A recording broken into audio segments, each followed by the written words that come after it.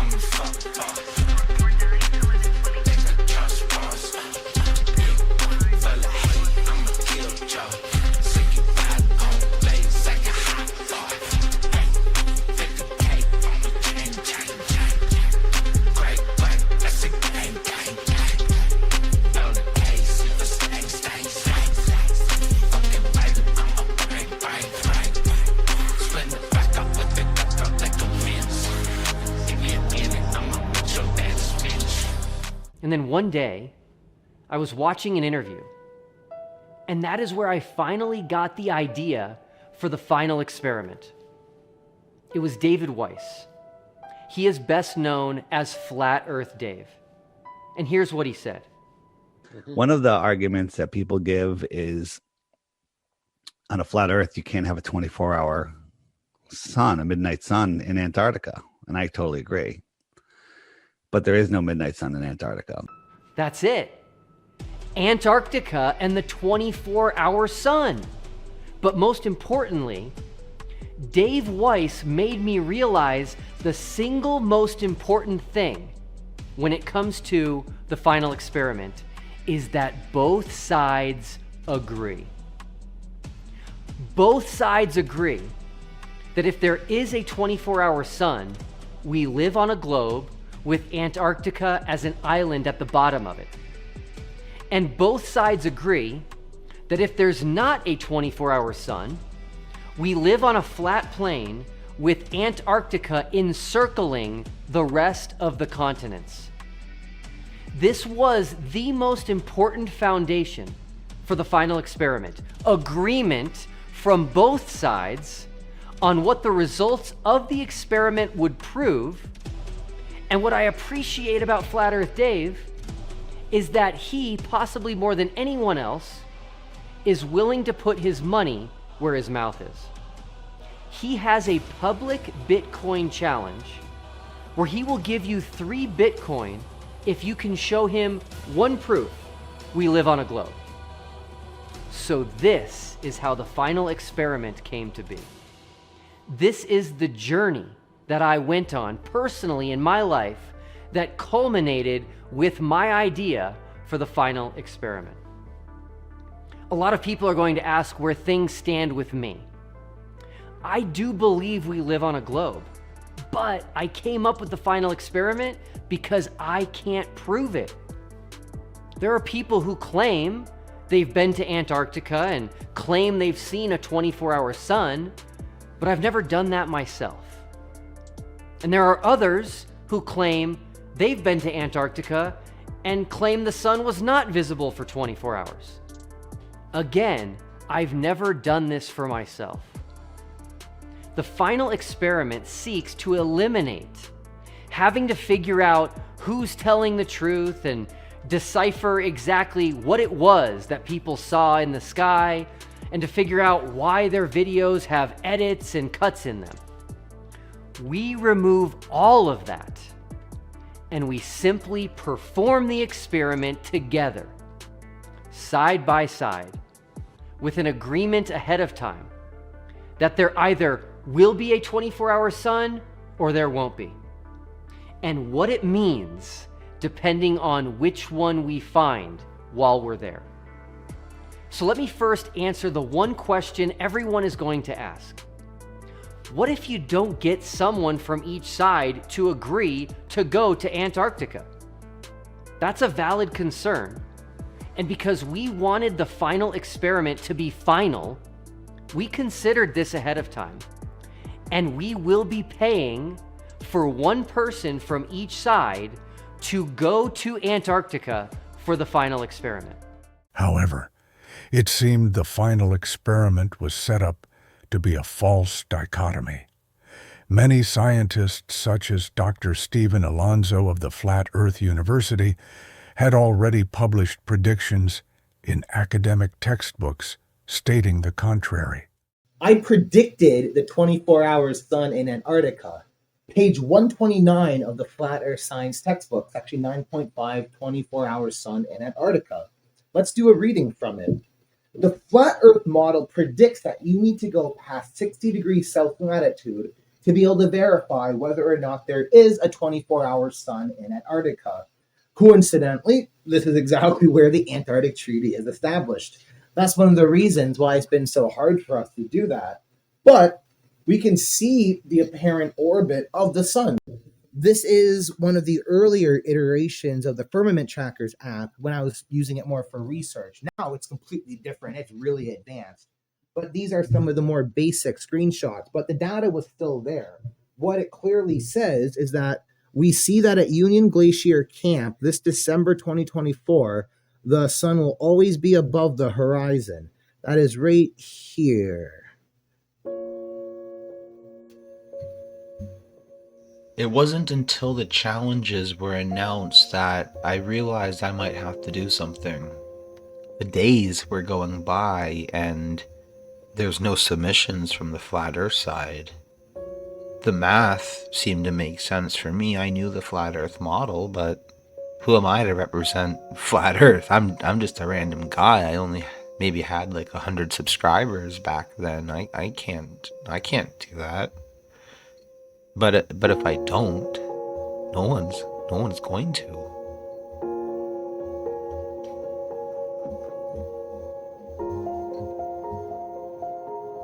I don't want to have to represent Flat Earth, but I don't have a choice. If I don't, no one will. So I'm going to do it.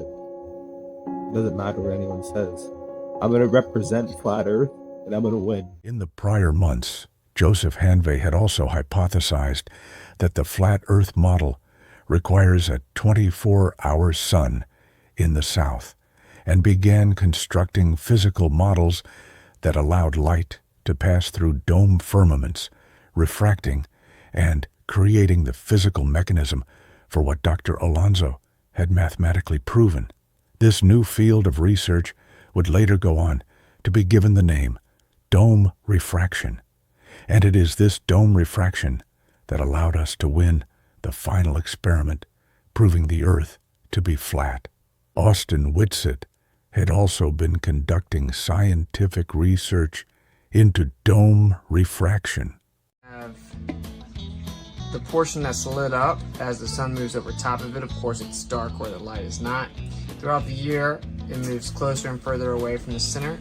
So during the summer in the north, you have the 24-hour sunlight in the Arctic. As it goes out, you get 24-hour sunlight, not sun visibility, which is right here. If you can see with the copy cut caustic, it's lighting up all the way around. So there's an idea of what we have going on. Pretty cool little touch in the flat cave. What stood out to me with Joe Hanvey was his astrophotography skills. He's an astronomer, an amateur astronomer, just like us, but he has all the equipment to be taking these photos and videos himself.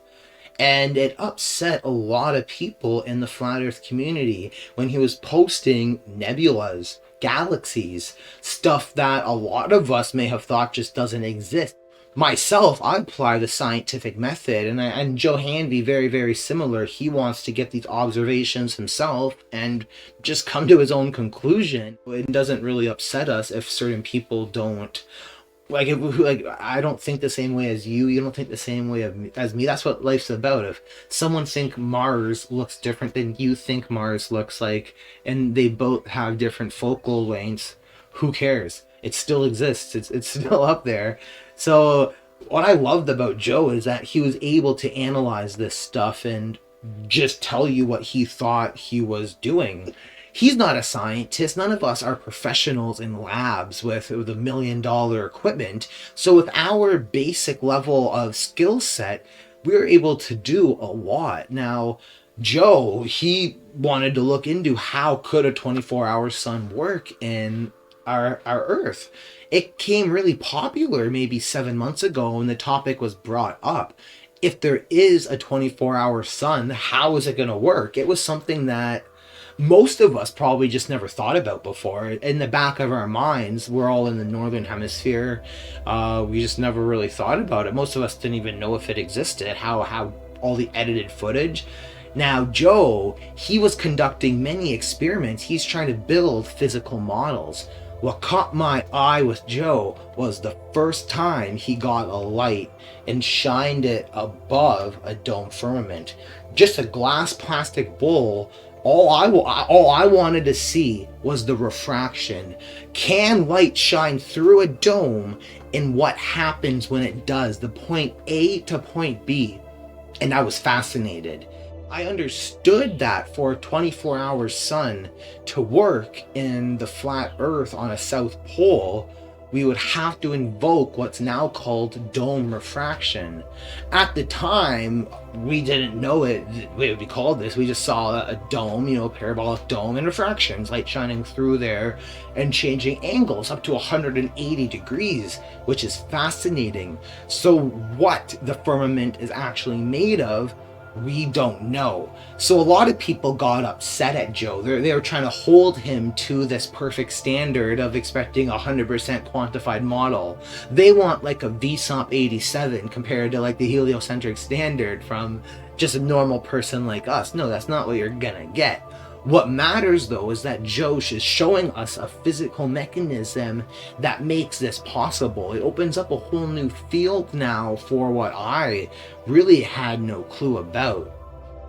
I didn't actually know the physical mechanism for how this would work. It might sound weird, but growing up in school, we're not taught dome refraction. Dome refraction is something they don't want us to know about. The idea of creation is already something we all believe in anyway. As you know, dome firmaments don't pop out of big bangs. We already know we're created. The idea of being in a created realm is the exact same as simulation theory. So I'm not talking about humans are making us inside of a computer. Don't get mixed up with the weird type of Elon Musk simulation theory. I'm talking about a creator, like the same God that we both believe in, through these mathematical geometric patterns that I was using, you know, like simple stuff such as the sine and cosine function, trigonometry to get the sun to do a great circle around a unit circle. All that stuff is what I was imagining how a creator also would have had to implement that into our world. Hey, I'm very excited to announce the first of 3 TFE challenges. These challenges are going to allow each side, flat Earth and globe, to make predictions based on their respective models. And then we will see which side's predictions were most accurate. Now, the first challenge has to do with our flights to South America. We will all fly on a very long, non-stop flight to Santiago, Chile. And our participants will fly to Santiago from 4 different airports.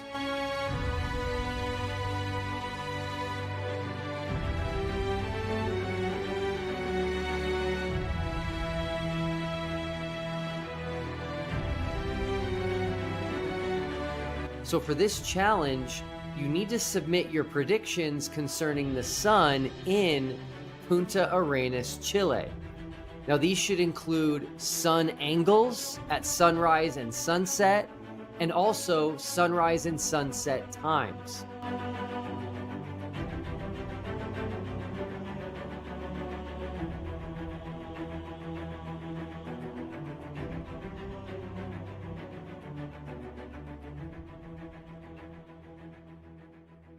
So for TFE challenge number 3, I need you to submit predictions for the distance between meridians, between lines of longitude, specifically at Punta Arenas 53 degrees south.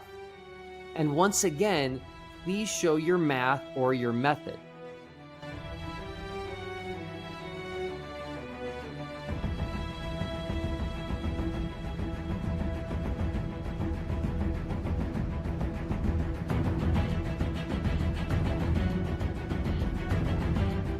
His results were almost identical to all of the globe entries, which did not make sense. So I started looking at his math, and I noticed a very interesting number: 6,371 kilometers. His formula that he used included this very specific number of 6,371 kilometers. That just so happens to be the exact average radius of the globe.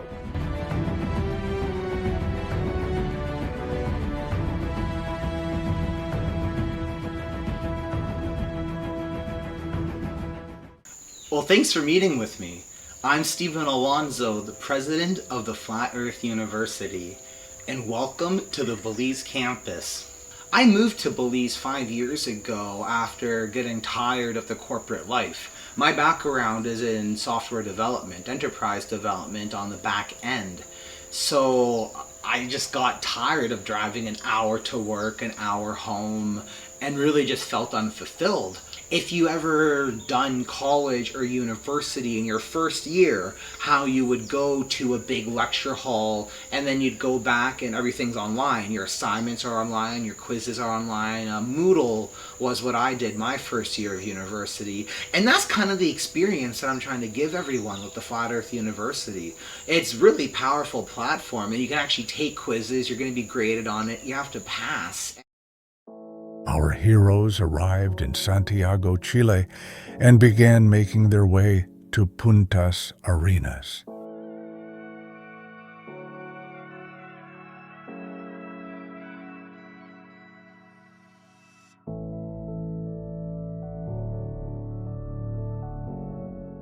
Hey everyone. You excited about tomorrow? Oh yeah. It's gonna be here before we know it. We gotta get up super early. And excited. Should be fun. We're looking forward to it. There's a tune distracting. Oh no, he's gone. Live? We're live. Say hi to everybody. Hey guys, how'd they get a new We were gonna mechanical compass? awesome. We got a new one of those. We were gonna do the sunset, but the cloud said no. Oh, she had some cool jacket. Right? But these are like the Should have wore the to polar walk around jacket. camp with. Those are dope. Right. Should have worn the polar jacket. This is actually the mid layer that I get to wear tomorrow.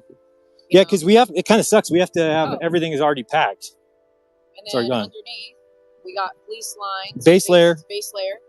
So basically what they're telling us is we wear our base layer, Right. our mid layer, Right. our hiking boots, just in case if it's not too snowy. Right. But we do have the polar boots in our Santa sack, basically. Right. Along with our big red polar Santa jacket. snack. I mean, what else does it look like, bruh? Man, wait till you see us in these red jackets they bought And us. then we got the puffies, what they call it down The here. puffy which are jacket. The snow pants. Well, the snow jacket is just a joke. I look at myself in the mirror. I'm like, holy shit! I look like I weigh 400 pounds. We waddle in these things. Here comes Witsit. He's coming. He's just slow. Have you guys noticed that Witsit's really slow? What? I was only frozen because I was looking at my. So that they can see that we're searching the sun, right? Yeah. So sun. Here we go. Sorry. It's supposed to be right What's it? there. Why is it still dark? So if we grab the Back. Okay. mechanical compass, She's showing I'll the. show you guys. so it's southwest.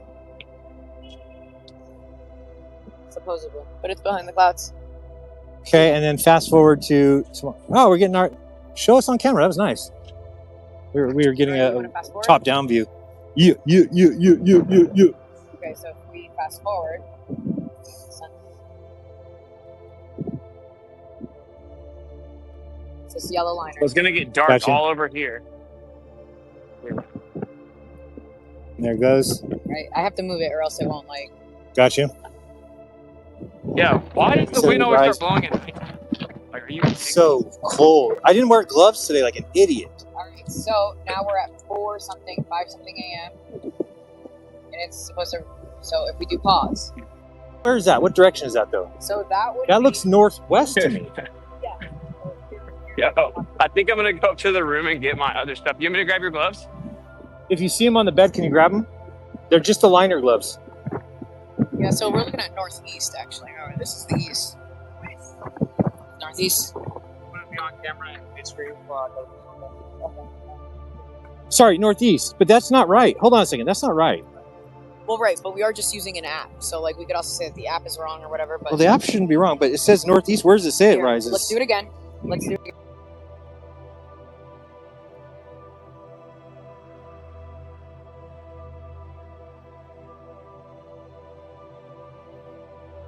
Always tell me it rises south of east. I But think it I looked gotta like do over it at there. That was 1,000. I'm hearing voices. Okay, so we see it. It's following. Okay. Right. So I'm just following it along with my phone. Okay. So that we can see. I'm watching it.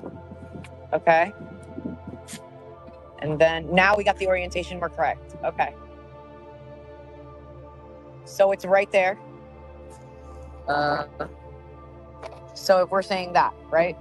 That's That is south of and you see how I said it would be at the right of the boat? Yeah. That's where it should be rising. for sure. A second ago, we were looking over that way. Right. Well, we were also all the way back there, but that's why I feel like. In Puntas Arenas, we got to see something interesting. The reason that the sunset mattered was because of the laws of perspective. They were around, it might be 53 negative south latitude, but they're going to be going to Union Glacier. That's at negative 80. So they have a really long way to travel to get to where they're going to go. But they're looking at the sun in that direction right now. It's set, it would be in the southeast and rose in the southwest. I hope I'm not mixing it up. But they looked at it set here, and they looked at it rise over there. So you understand what that means. You could see in their heads that they could start to tell that it will be doing circles over them. And we didn't get that confirmation until their first live stream in Antarctica. But right there, already in Chile, we could see that the predictions set forth by the firmament tracker's model were already coming true. Here is the ALE plane that we're going to fly on, the 757 all the way to Antarctica right here. And we got the whole crew here. Everybody going.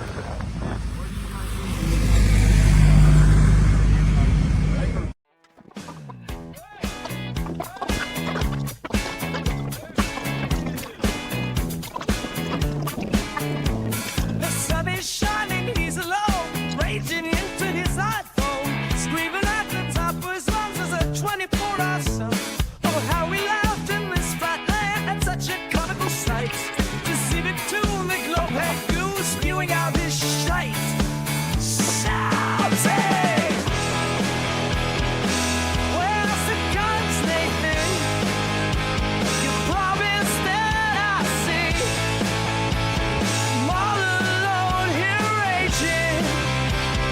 Everyone loves and play. Oh, where's the guns, Nathan?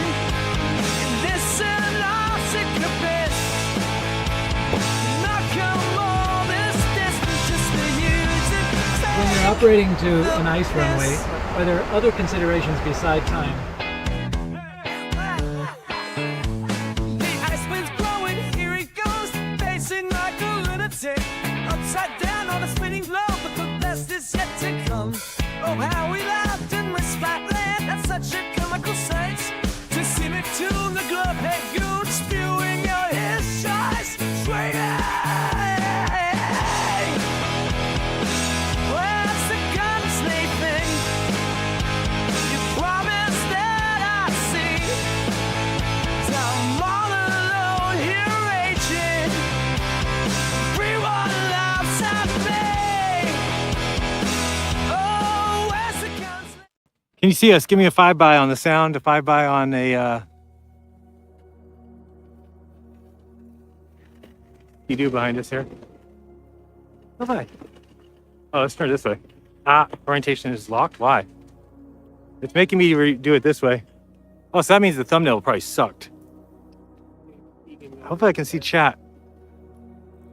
Can you guys hear me? Somebody give me a 5x. I don't hear any. There's no even recollection. Nobody even acknowledging that we're live. Yeah, we got it. 5x. Sweet. You got it? Duffy, you got anything to say to these fine people? Thank you, by the way, for bringing us out here to this. We made it. We're here. Tell them about the flight. #1 tracked flight on Flight Radar 24. That's pretty dope. Amazing, amazing. Pretty dope. It's not cold at all. Look, everyone's barehanded, shirtless. No gloves, no hat. No gloves, no hat. Look at Liz. These polar boots are also getting a little hot too. They are It's getting a little They're getting a little toasty. And you guys said I was crazy because I wanted to do a polar plunge. I'm clearly Californian as I'm still wearing these gloves. Yeah, for sure, for sure. Totally doable to do a polar plunge. Can't we just do polar like snow angels? Yeah, we definitely put it on the polar track. So there's your sun, and that is no, I don't see the sun. Hello, where are you, son? That's north-ish. Yeah, that's north-ish. So I'll show you where the north marker is. See this triangle over there? Where is it at? The little mountain, right? The triangle mountain. Yeah. Yeah. That one is north. Right so that's there. South, right there. Triangle right there is north. So the sun's there. I've already, which it definitely is tracking the opposite direction. it's moving this direction. And it's supposedly going to go behind this mountain here, if you can see it, which, I mean, this is crazy. I know you can't see it good on the screen. That mountain looks like it's right there. I think you can just touch it, but they say it's like a few miles away. They say that let me show you see if you can see the glacier. You see the glacier behind that sign. So the glacier that's right behind the sign right there is 10 miles away. It looks like clear as can be right there. You can see it. So what we did is we flew in and we ducked into these. See that brown? It's hard to see in here. It's so bright. If you take your glasses off for a second, holy smoke, that's too bright. We flew in and then the plane kind of tucks in there, and then they drove us by vehicle here. That's like the medics, doctor's office. That's the red flags. If you go past those, they say you'll get hit by a plane, so don't go past the red flags. There's two smaller planes. There's the larger military plane. Can you zoom in? So not too bad. And these are the tents. Let's give you a little rundown where we're at. And look at the whole place is empty. It's just us. There was 10 people on the flight. Well, plus the stewardesses or whatever. Oh, sorry, that's not the right name anymore. Steward people. Is that what you call them? Steward people? So that's the gift shop. That's the presentation tent. I don't know, something like that. We haven't been in there yet. This is the bathrooms where you can do your solids and your liquids. These are the tents that we'll be staying in here. See those? Clam City, I think they said it's called. I don't know. They have some weird stuff going on over here. Mark, I'm live, just so you know. Yeah. Oh, I thought you didn't want to be on live. I was good wrong. Everything. Candace owns everything. Well, no, that's Don't tell her husband that, but that's her husband. That'd be a little bit weird. Director producer. Director producer. That mountain behind me is ridiculously. Did he say how tall that was? Yeah. John didn't figure it out? That's crazy. Insane. The sun is a lot higher than I expected. I don't know if somebody could look up what they expect the height of the sun. Is my head blocking it, or am I just not seeing it in this reflection? When I put it in the sun, obviously I can't see shit. Jeez. Is it above my head? That's behind my head. Oh, yeah, there you go. It's like Jesus being born under the Star of Mayhem. Another skidoo. It's like a whole little city they got here. I mean, if you look over this way, I'll show you this. We're still live, we're good. 11:26 either only? Come on, share this live stream. Has there ever been anybody go live from Antarctica before? Let's go with the story. Oh yeah, Jaron was the first one ever to go live. Never was anything before him. So that's the employee tent land. We're told not to go in there. Where's that? No, those. And this is the people. But look at, there's 10 of us here. So we got all these tents, and there's only 10 people here. Everybody else left. We when we landed, they picked up some group that was doing a marathon here, ice marathon. I'll show you the wall that they made of the ice.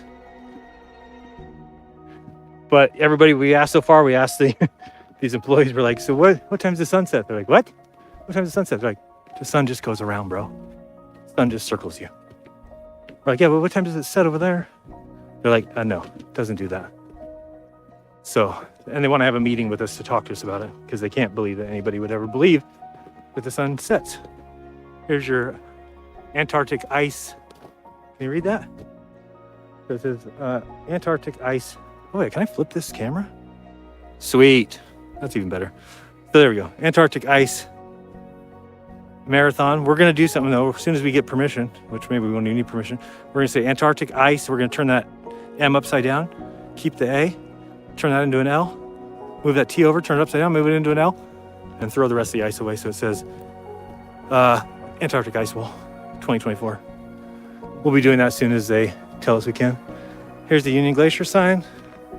Here's some location. Hey, did you get the height of that mountain? I don't know the height, 14,000 feet. What? It's 2 miles. 2 miles away. Yeah.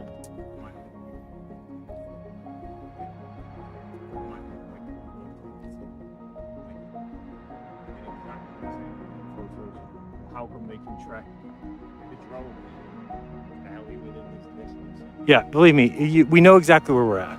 There's no question about it.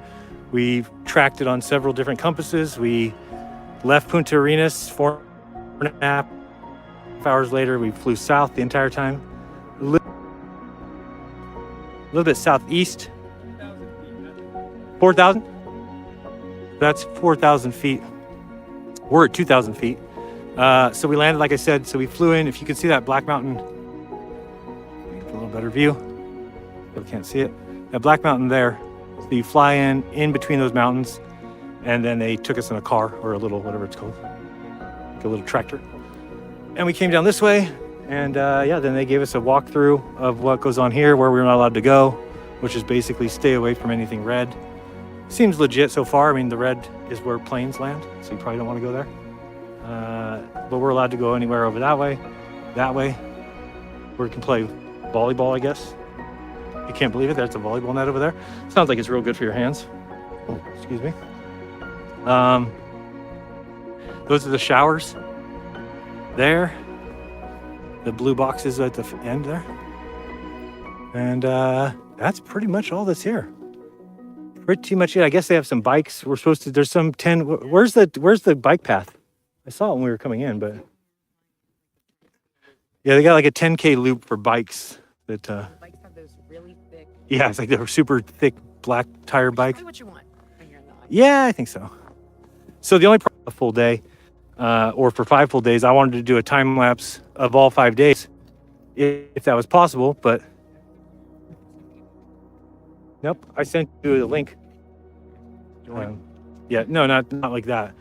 Because well, we're not going to go very far here. That's fine. You want to say hello to everybody? Sure. We've got how many people watching? Same as that. What? This stream. 1162. I think we should be higher than that week. Did you see the curve on your way there? No.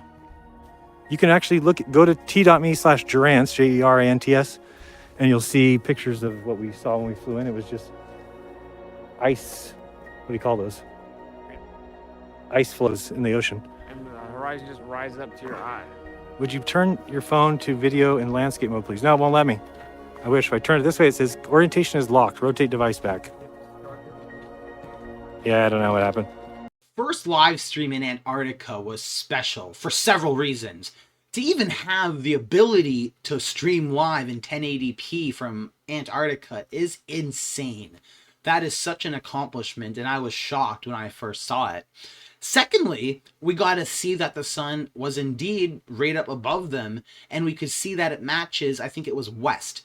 The sun was facing this way in their live stream. That matches everything that we set forth in our predictions. We could then extrapolate that out farther to know that our model was confirmed. We didn't need 24-hour footage at that point to have the confirmation. So I went right ahead and started posting everything. I got really excited. We made sure that everyone knew what happened, and it was absolutely fascinating. All right, guys. Sometimes you are wrong in life. And I thought that there was no 24-hour sun. In fact, I was pretty sure of it. But I respect Will Duffy for being a stand-up guy, at least in the way that he kept saying it was true. I kept saying it wasn't. He said, "You want to go? I'll take you," and brought me here. And it's a fact. The sun does circle you in the south. So, I mean, I was one of the people that said I definitely didn't think that there was a 24-hour sun. We obviously haven't actually seen the sun for 24 hours, but it is doing what they said it would do. Quick teaser, I have seen a physical demonstration that could show this working, but I do think that some of the data we're going to have from the strip may help to clarify if that is actually what's happening. But anyway, long story short, they kind of covered the trip. It's like incredible and beautiful. And when you fly into here, it's just like words can't even describe it, man. It's McToon. Is that the real McToon? Hello. I'm in Antarctica. How you doing? Hey, dude. The sun did not set 24 hours.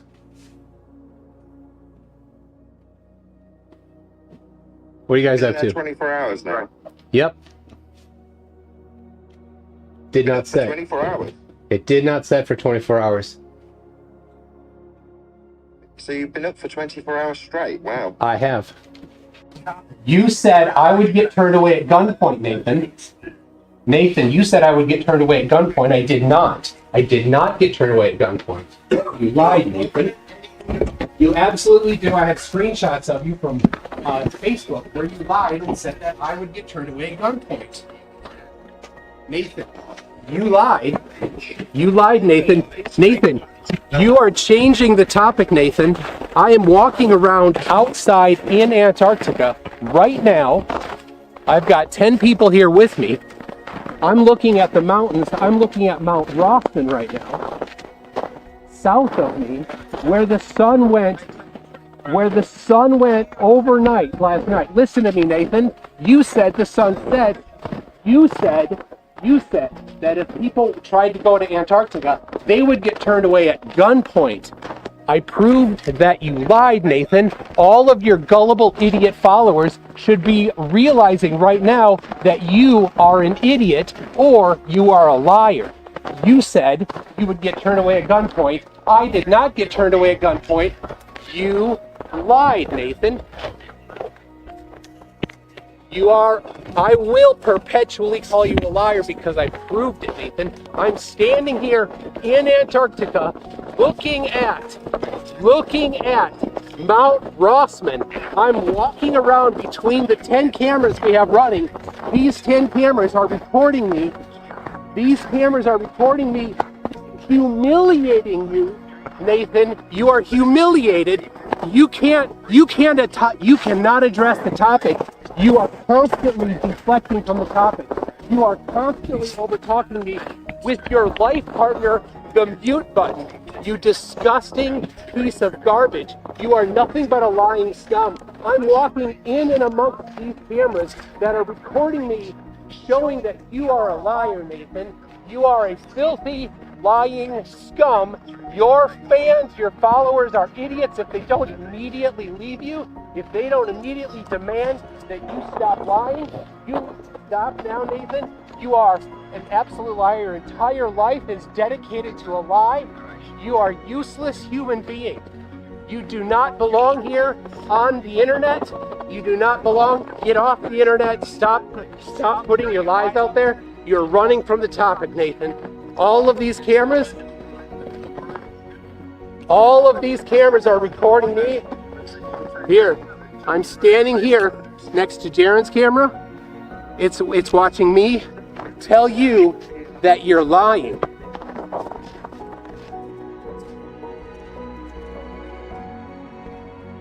Don't change the topic. The topic is Antarctica.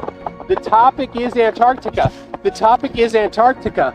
Antarctica. Run from the topic. Run from the topic. Nathan cannot address the topic of Antarctica. He's a liar.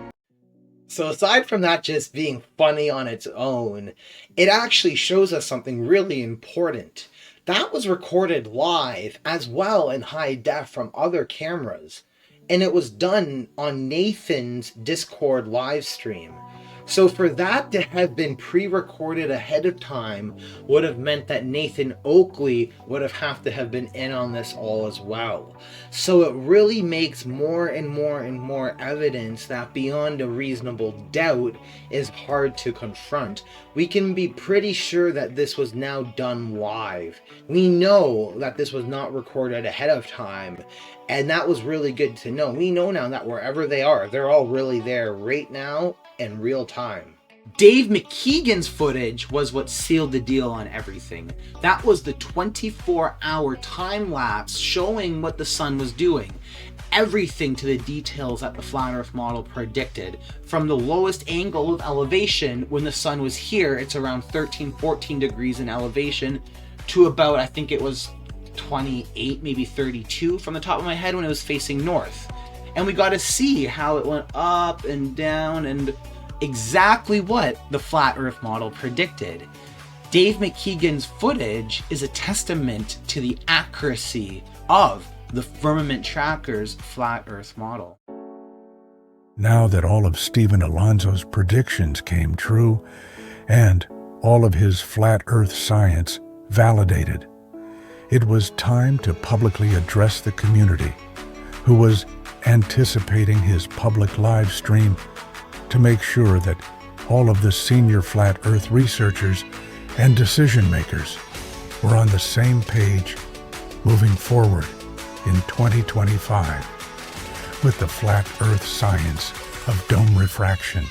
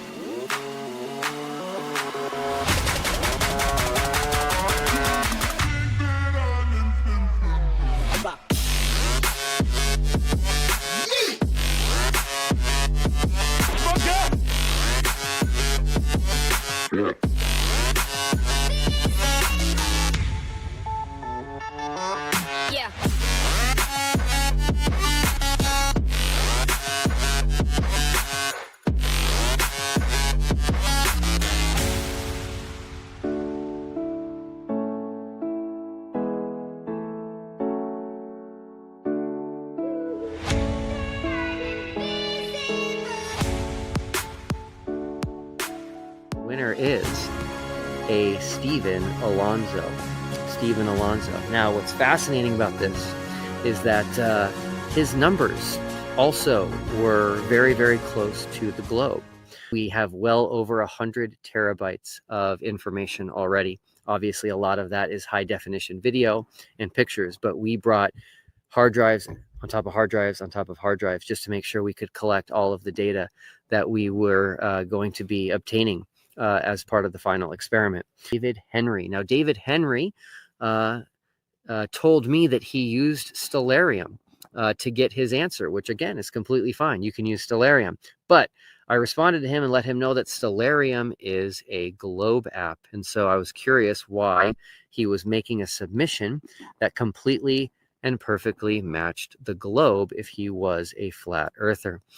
He responded by asking me what we saw in while we were in Punta Arenas, and I wouldn't tell him. I just said, are you willing to admit that you're submitting a globe answer as a flat earther? And he was unwilling to do so. That brings us to Stephen Alonzo. Stephen Alonzo told me that he expects the sun to rise in the southeast and set in the southwest, and he gave pretty accurate times. Once again, his answers aligned with the globe. Stephen Alonzo, I do know from seeing his stuff that he ascribes to the AE map, which anyway, the winner for the flat earth side is none other than Stephen Alonzo. And so what the TFE challenge number 3 was, which was the most difficult, was we asked people to calculate for us the distance between lines of longitude, the distance between these meridians at 53 degrees south, which is where Punta Arenas, Chile is. And so we received tons of entries again that cover 4 continents, and they were all globe entries except for one flat earther, and I'm guessing you know who that is. Yes, Stephen Alonzo. So, Stephen Alonzo, you are the winner again. You get the trifecta. You won all 3 TFE challenges. The idea to develop the firmament trackers came to me when I met a group of people. They just wanted an app for how we kind of thought the world would look like, and I thought that was a great idea. I thought it would be fun as well. My background is in enterprise software development, so that is more business-to-business software. People are using it is extremely rewarding. That's why I wanted to make sure that we had a free app so that no matter what, everyone could get one. And then I ended up seeing that we had a 6.5% conversion rate, What that means is that for every 100 people who get the free app, there's going to be at least 6 people who purchase the Pro. So that's really impressive considering our app costs $12. It's not just one of those cheap dollar apps. So it really shows the value in what I developed. And to me, that is really nice because it's just so much of an impact it's made. Stephen Alonzo has introduced a groundbreaking app, the Firmament Tracker's Flat Earth Model, which has rapidly gained popularity within the Flat Earth community after predicting the 24-hour sun in Antarctica. Influential voices such as Flat Earth Dave, Mark Sargent, Patricia Steer, and Keith Cameron have taken notice and praised its innovative approach. Patricia Steer aptly describes it as the same but different, highlighting how Alonzo's work complements rather than contradicts existing flat Earth models. Alonzo emphasizes that his app builds on the foundational work laid by pioneers like Mark Sargent and David Weiss. For example, David Weiss's Flat Earth Clock app accurately illustrates the movement of the sun's solar zenith across longitude and latitudes, a principle that remains fully intact in Alonzo's model. However, the Firmament Tracker's Flat Earth app goes beyond introductory concepts, offering advanced 3D modeling tools to explore phenomena such as the 24-hour sun in Antarctica. David's app is an excellent introduction to flat Earth cosmology, serving as both an introductional tool and a social media platform, Alonzo explains. My app, on the other hand, is a research tool for those ready to dive into the more complex aspects of flat Earth science. Both apps serve different purposes and complement one another perfectly. To frame this evolution in scientific terms, Alonzo likens the relationship between his work and that of Sargent and Weiss to the transition from Newtonian mechanics to Einstein's theory of relativity. Newton wasn't wrong.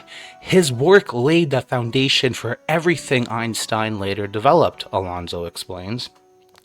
Similarly, Mark and David's contributions remain valid and essential. My app simply opens the doors for deeper exploration. The Firmament Tracker's Flat Earth app is available in a free version, ensuring accessibility for those who wish to explore its advanced features without financial barriers. However, Alonzo advises that the app is best suited for users with a foundational understanding of the flat Earth sciences. If you're new to flat Earth, I'd recommend starting with David Weiss's app. It's the perfect entry point. In summary, Alonzo's work doesn't disprove earlier flat Earth models, but builds upon them, validating and extending their principles. By advancing the field, the Firmament Tracker's Flat Earth model represents an exciting new chapter in flat Earth science.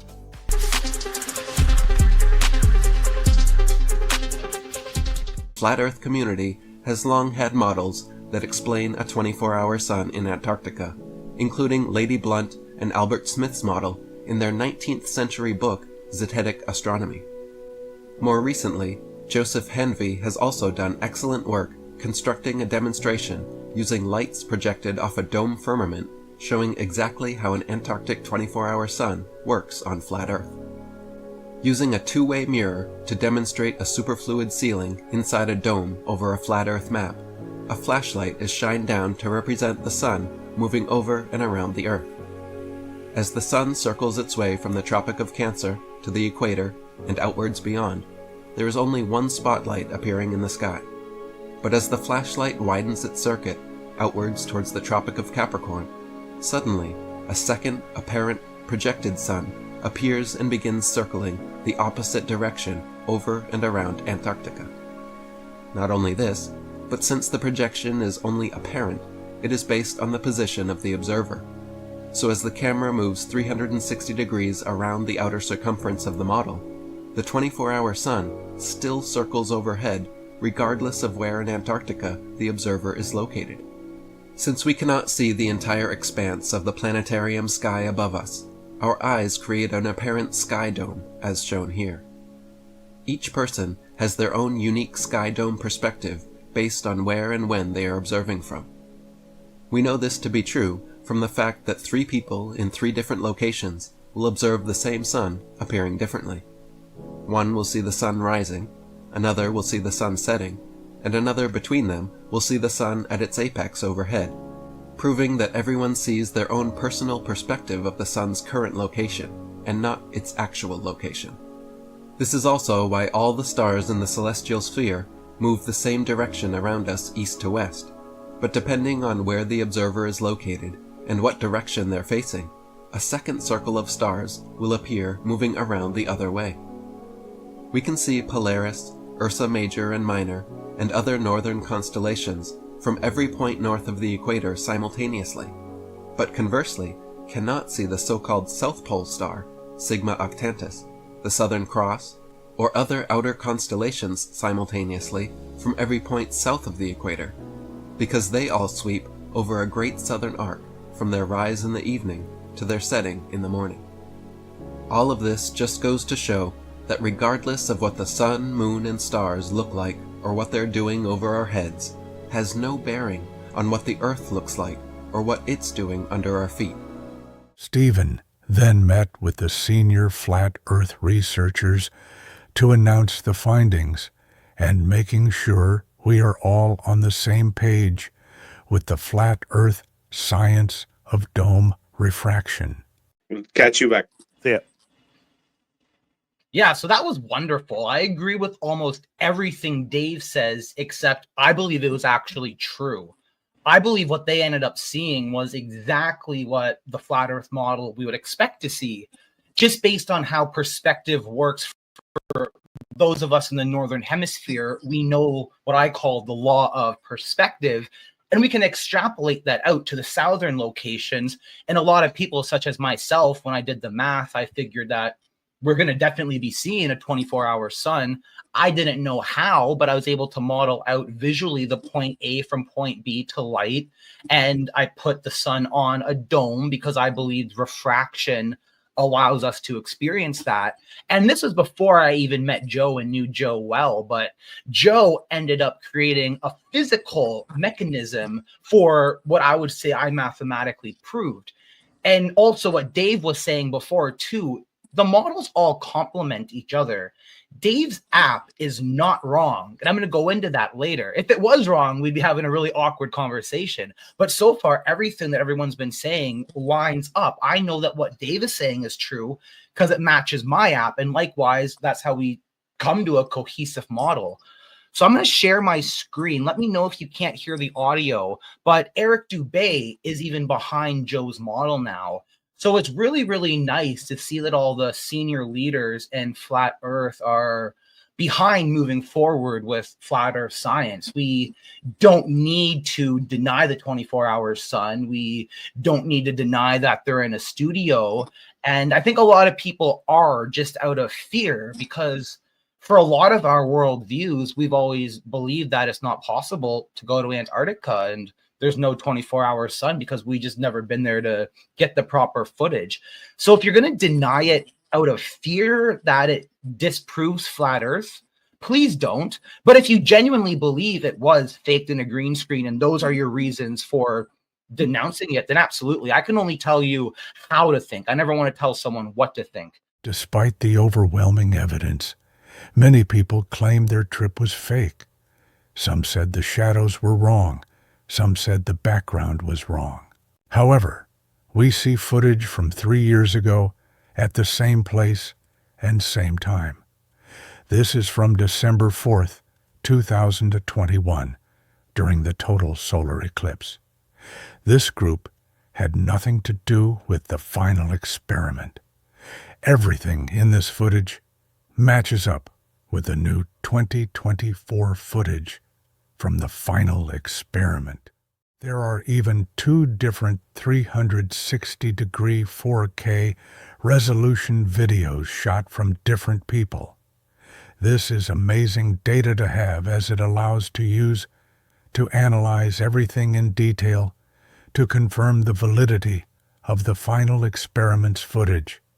For them to have faked the 2024 footage, it should have meant that all these people from 2021 would have also been in on it. Add on to that the simple fact that anyone who has the money can go to this exact spot anytime they want. Will Duffy got permission to take his drone higher than anyone has ever gone before. Here is the exclusive view that has never been seen before.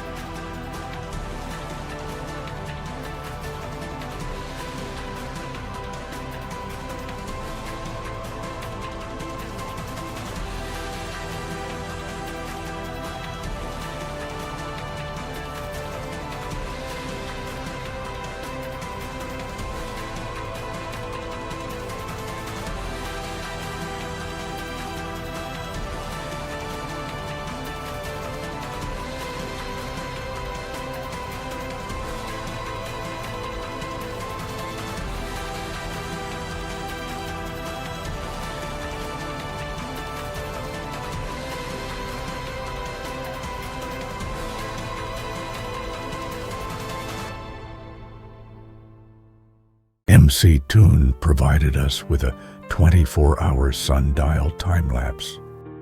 This sundial was pointed up 80 degrees from the horizon, exactly what was predicted by the Firmament Tracker's Flat Earth model and the Flat Earth science of Dr. Stephen Alonzo. Round and round the shadows play, tracing circles through the eternal day. Under the sun that never falls, the silent keeper of time recalls. The sky is blue, the wind whispers near, a soft fleeting voice only time can hear. Each passing hour, a fleeting trace, etched in the snow in an endless place. Round and round the shadow. Okay. It's live stream here from All Antarctica. right. I'm live in Hey Antarctica everyone, right here. we are Look at live this. once We've got again from Mount, Antarctica. Here, we have 3 live streams from different people synced together. The first is titled, "There Are No Green Screens in Antarctica," by The Final Experiment, Will Duffy. Start time, 2:50 p.m. local, 1750 UTC. The second is titled, "Showing Experiments in Antarctica," by Conspiracy Tunes, MT Tune. Start time, 2:50 p.m. local, 1750 UTC. The third is titled, "Behind the Scenes," by Mark Herman, Candace Owens' director. Start time, 2:52 p.m. local, 1752 UTC. Drone that I brought to Antarctica. You know, the conspiracy theories here they we come go. up with Let to me deny reality is go ahead and launch this here real quick for you guys. Godwin's law, right? Look it up if you're unfamiliar with it. Here we go.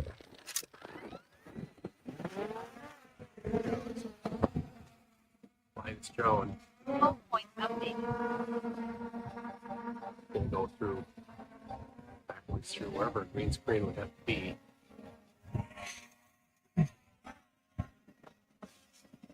Okay, hopefully you can hear me with the drone, but I'm also going to record what the drone is videoing, which is my screen. And I'm going to go backward. So obviously, there was a green screen. This drone would not be able to fly backward toward MC Toon, who's also live streaming, who's also filming the drone. All right, now I'm going to come right back to us.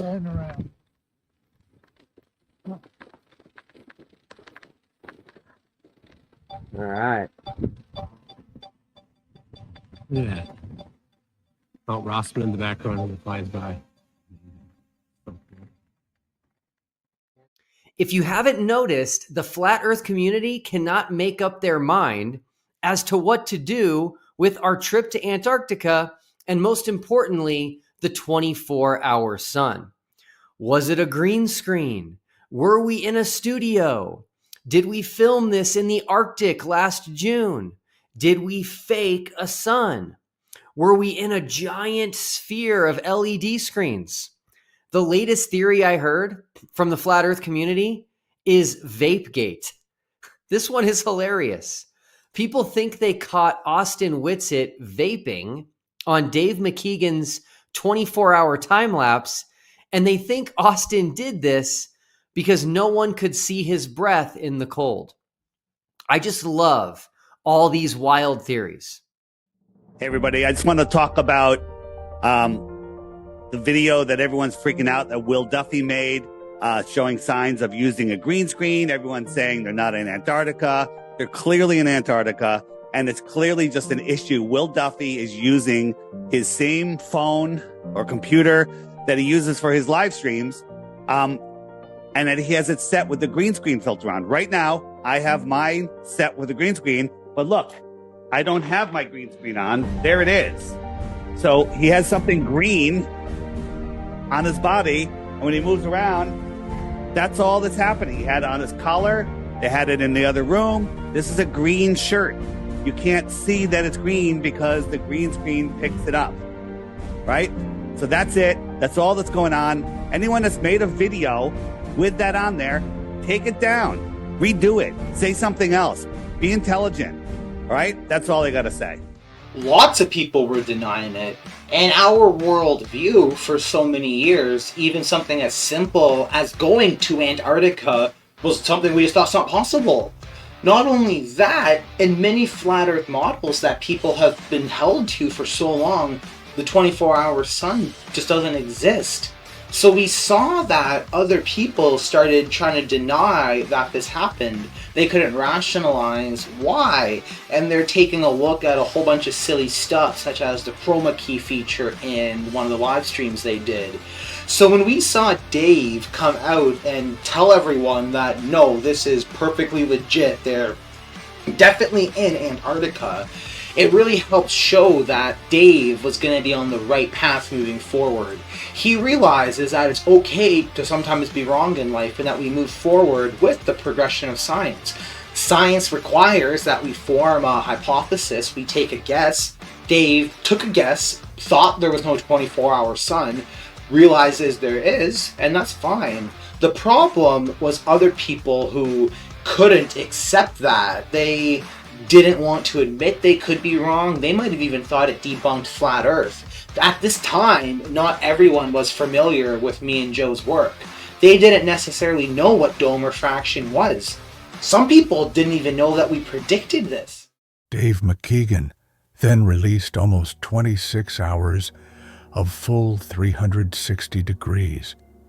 It allowed us to have a first-person view of everything that went on for the 24-hour sun, and an hour before and after. However, people did not like how there was no footprints in the snow.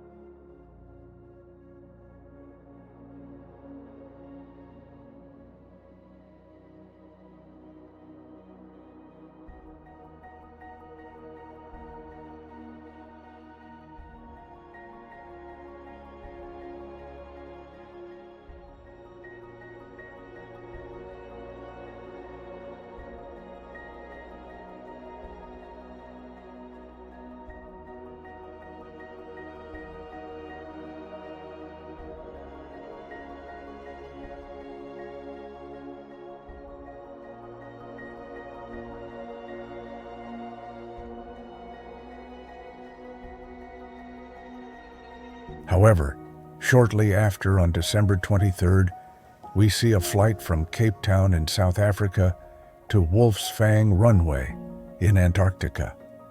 Wolf's Fang is located at 71 degrees south latitude and 8.5 degrees west longitude. This positions it almost 90 degrees away from Union Glacier. Wolf's Fang also matches the conditions from Union Glacier. We see hard, dense ice that leaves no footprints. There hasn't been any fresh snow, and these areas are maintained so that it's safe for vehicles, people, structures, and even airplanes to land on. Austin was correct that he had to walk away to get snow, as it would have hurt his hand from the cold if he tried to break up the ice underneath him. What I did is, during my live stream, when the sun was due south in Antarctica, it was 2:37 a.m. It was shortly after that I launched Dave's app and looked at the app, and here's a screenshot of it right now. And you'll see I was in Antarctica right about here, and I saw the sun in this direction. But Flat Earth Dave's app says that the sun is over here, the exact opposite direction of where I saw it. That's really easy to explain. So Dave's app doesn't make a claim to what observers will see. It's showing you the zenith location, the physical location to where the sun is. So those of you who have used the Flat Earth Pro app and turned on the observer feature, you will then see that exact same sun that Dave app was showing up there. And if you put your observer down there, you'll see how your observer sees the sun. That's the difference. It's extremely simple. So MC Toon got confused. He doesn't really know how flat Earth astronomical models work. He may have only been used to using basic globe tools. So to see the whole world zoomed out in real life, you have to remember that the sun that you're seeing circling is the physical sun. This is called the solar zenith. It has a latitude and longitude point that my app agrees with. I wouldn't be doing this video if our apps disagreed. So it's very important to understand that in science and math, as we add new dimensions, we enhance the previous understanding. Dave's app never made a claim to what observers see. As you know, it's a beginner's tool, social media network. It has a whole different purpose. Then there's dedicated apps like the Flat Earth Pro where you start to see observers being plotted. That is correct. However, they don't let you go past the ice wall, and they also only let you see it in the bird's eye view. So then now we get to the firmament trackers where we're getting multiple observers and in 3D, which is something we've never seen before. However, it matches all the previous models that have been laid before it. So there's many different levels to this. We're now at, I guess, the 4th level of understanding. I've added the 4th dimension to understanding. The first dimension would just be the basic physical location. That's what Dave's app does, and it's true. The second dimension we added is where we start getting observers. That's that Flat Earth Pro app. That's where you can put your observer down there and start seeing where the sun will be relative to its location due to perspective, due to dome refraction. Now, the third dimension that we got was in 2017 with the Walter Bislin model. That is now the third dimension where we pulled up on this and we got to see it now in 3D. But only one observer and only for the sun, moon, and Polaris. So even though we introduced a new dimension, previous apps such as the Flat Earth Pro app, even though it was only in 2 dimensions, it was still better because it had all the planets and you could actually properly use it. The Walter Bislin was just a model designed to troll us. It was made by a Glober and it wasn't correct. Then the 4th dimension that we've got now in 2024 is the Firmament Trackers Flat Earth app. This is multiple observers. So it fixed what was previously done wrong in 2017 with the Walter Bislin. So now we're back into 3D, but we can have unlimited observers plotted around at once. That is something that globe models can't even do.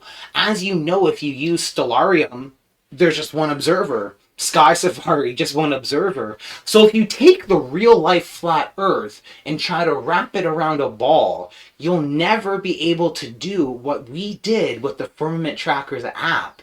That is how our dome refraction, being able to now see through this 4th dimension, allowed us to predict the 24-hour sun in Antarctica. Now, he might try to go and say that there's some sort of a reflection off the dome, but I can tell you that won't get you very far, Dave. And you can see that dome refraction. That dome refraction is what we learned about last time and what we discovered in Antarctica with the final experiment for the 24-hour sun. We now know that the Flat Earth model has a 24-hour sun, and it's due to the way light shines through a firmament. Now be very careful. Don't let Globers strawman you and tell you it's a reflection. We've already heard that. You can listen to some of the sort recent of a reflection off the dome. Want to tell you how your flat Earth model is. They do that so they can misrepresent it. It's called the strawman logical fallacy, and if they're able to convince you of their lies and you fall for it, that's what they want. Do not let Globers strawman this. The light is shining through the firmament. And it works perfect.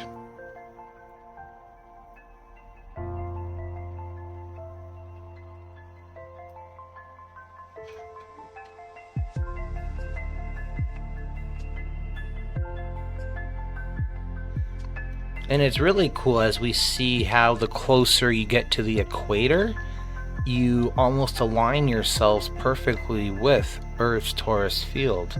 And that's why when you're at latitude 0, which is the equator, you can look left and right to see both the north celestial pole and the south celestial pole. So it's important to also pay attention to which flat earthers you listen to. If anyone tries to tell you there's no such thing as the south celestial pole, they're probably saying it to troll you for attention. Who knows, but that means their foundational knowledge of astronomy is just not there. Because, like, we have flat earthers in New Zealand and Australia who film the south celestial pole all the time. You can see star trails. For those of us who are senior flat earth researchers, stuff like that just sounds silly.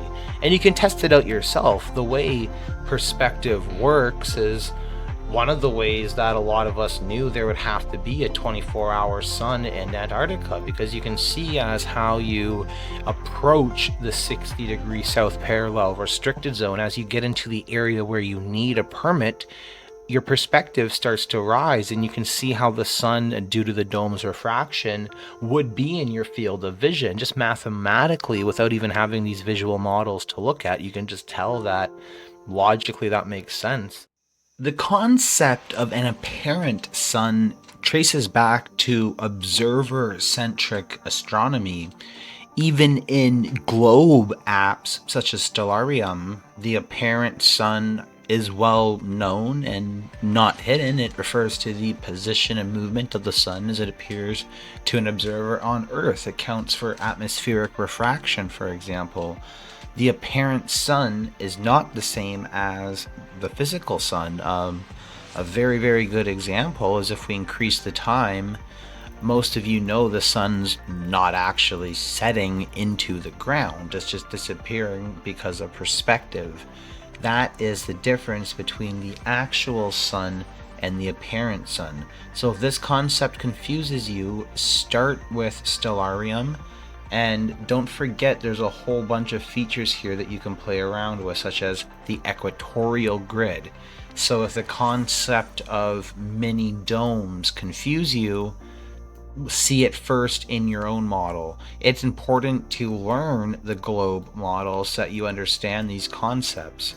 You'll find that people who believe in the globe don't even know these concepts. So that's why it gets confused the first time that you're introduced to a real astronomical model, such as a flat Earth model, and you can see multiple observers. So it's like it's this exact same observer-centric grid, except it's now zoomed out.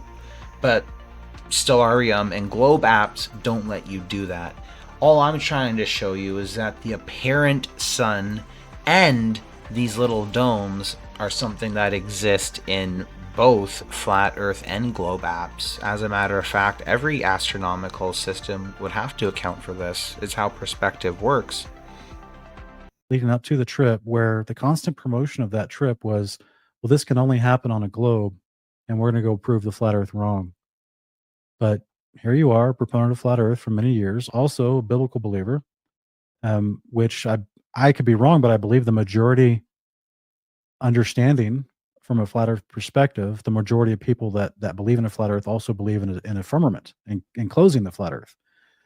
So here you are, someone that is in that bucket, if you will, on that side of the argument, saying, yeah, you, like I showed you in your interview, you do predict a 24-hour sun from your research, and that and the whole thing is just a fallacy. It's a false promotion. It's a straw man.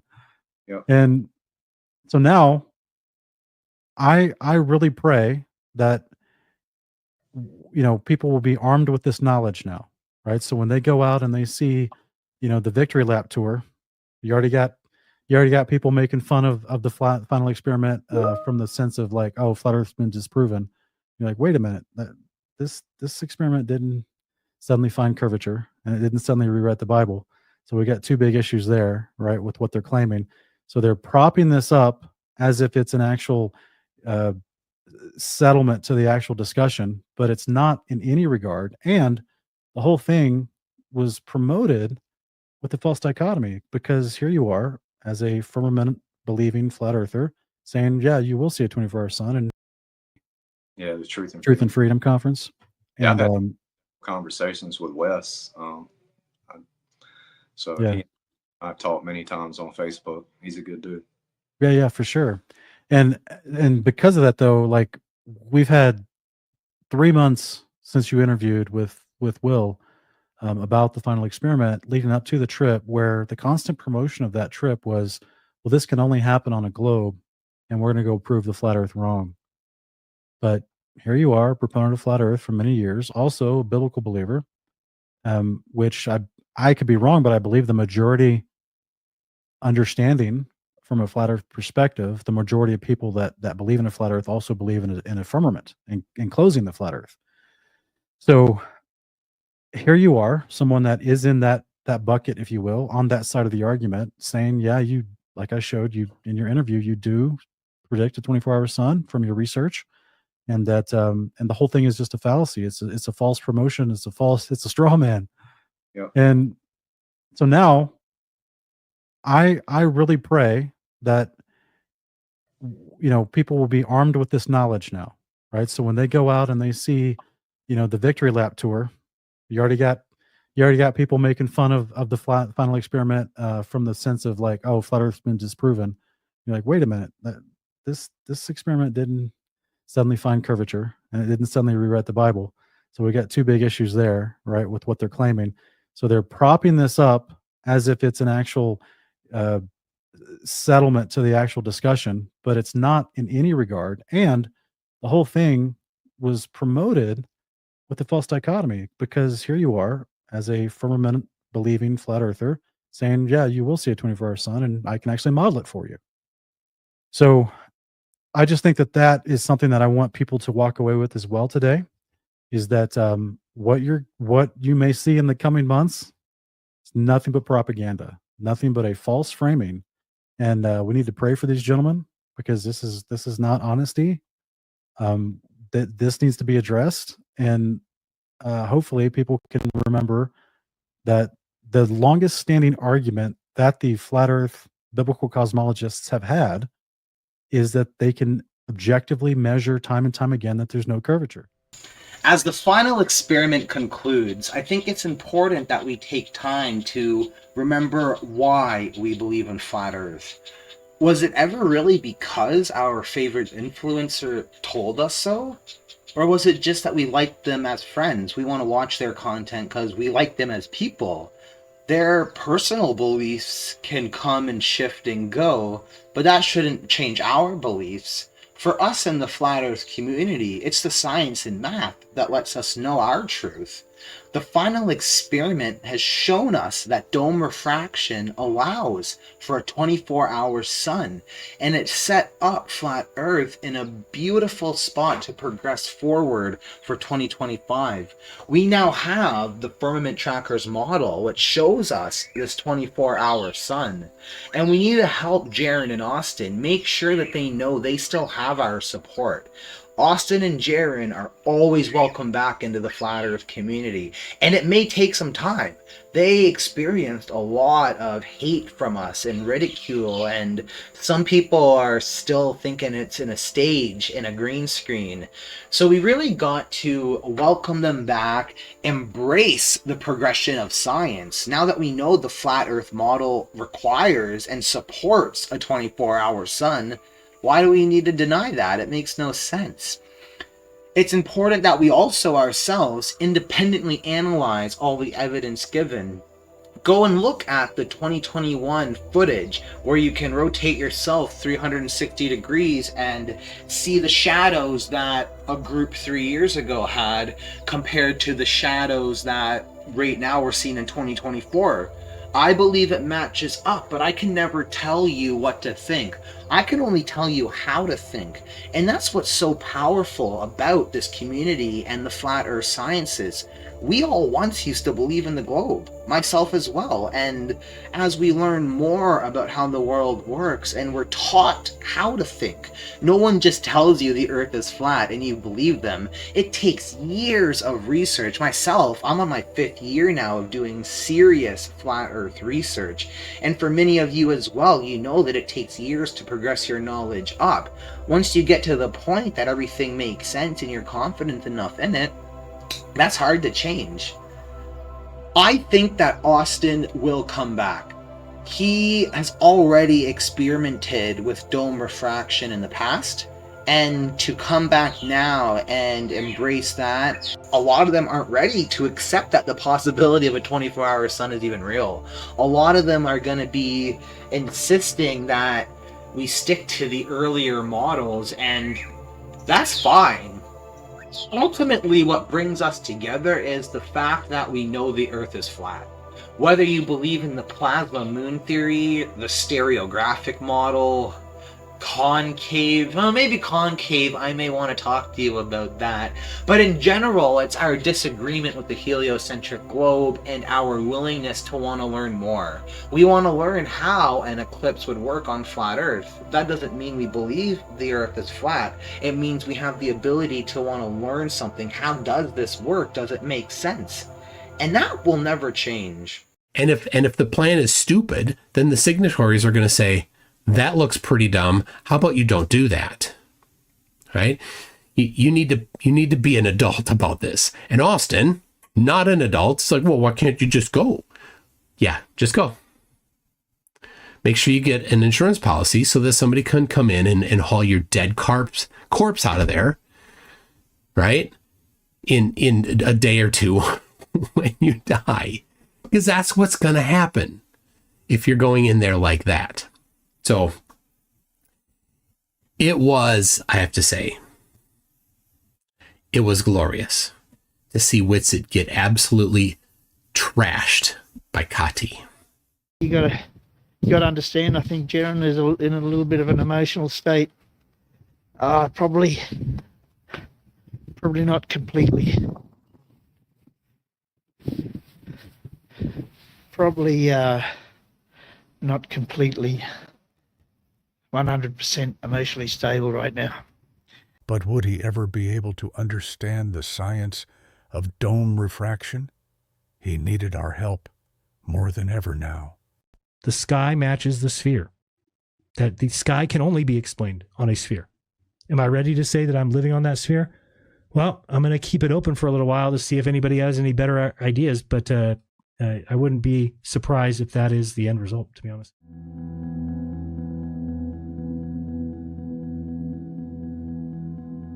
Thank you for watching Glerfs on Ice, the final experiment.